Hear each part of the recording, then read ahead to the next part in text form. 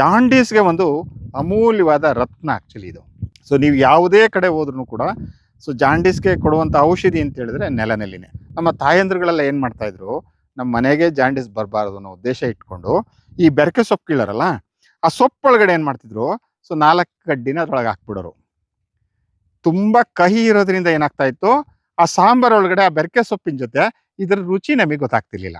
So ಅವಾಗ ಏನಾಗ್ತಾ ಇತ್ತು, ಈಗ prevention is better then cure ಅಂತ ಹೇಳ್ತೀವಲ್ಲ, ಆ ಪ್ರಿವೆನ್ಷನ್ ಮಾಡುವಂಥ ಕೆಲಸನ ನನ್ನ ಎಲ್ಲ ತಾಯಂದರು ಮಾಡ್ತಾಯಿದ್ರು.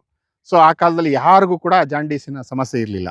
ಸೊ ದಯಮಾಡಿ ಈಗ ಈಗಲೂ ಕೂಡ ಜಾಂಡೀಸ್ ಇದ್ದವ್ರಿಗೆ ಸೊ ಏನಿಲ್ಲ ನೋಡಿ, ಇದು ಸೊಪ್ಪನ್ನು ತಗೊಂಡು ಒಂದು ಉಂಡೆ ಮಾಡಿ, ಯಾರಿಗೆ ಕಾಯಿಲೆ ಇದೆಯಲ್ಲ ಅವರ ಕಿರುಬೆರಳು ಗಾತ್ರ ಪ್ರಮಾಣ ಅಂತ ಹೇಳ್ತೀವಲ್ಲ ನಾವು, ಆ ಈ ಕಿರುಬೆರಳು ಗಾತ್ರ ಒಂದು ಉಂಡೆ ಮಾಡಿ ಬೆಳಗ್ಗೆ ಎದ್ದು ಖಾಲಿ ಹೊಟ್ಟೆಗೆ ಕೊಡಬೇಕು.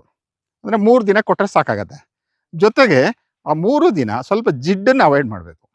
ಸೊ ಯಾವುದೇ ಥರದ ಜಿಡ್ಡುಗಳು ತಿಂದರೆ ಅದು ಔಷಧಿ ಕೆಲಸ ಮಾಡೋದಿಲ್ಲ. ಹೆಚ್ಚು ಬೇಡಿಕೆಯಲ್ಲಿರುವಂಥ ಒಂದು ಅಮೂಲ್ಯವಾದ ರತ್ನ ಇದು.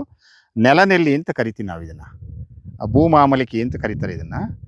ವಿಶೇಷವಾಗಿ ಇತ್ತೀಚೆಗೆ ಸಕ್ಕರೆ ಕಾಯಿಲೆಯವರು ಇದನ್ನು ಆಹಾರದಲ್ಲಿ ಅಂದರೆ ಕಷಾಯವಾಗಿ ಜಾಸ್ತಿ ಬಳಸ್ತಾ ಇದ್ದಾರೆ. ನಮ್ಗೆ ಏನು ಅಂತ ಹೇಳಿದ್ರೆ, ಯಾರಾದರೂ ಹೇಳಿದ ತಕ್ಷಣವೇ ಅದನ್ನು ರೆಗ್ಯುಲರ್ ಆಗಿ ಬಳಸೋಕೆ ಹೋಗ್ತೀವಿ. ಅದು ತುಂಬ ಆರೋಗ್ಯಕ್ಕೆ ಹಾನಿಕಾರ ಅದು.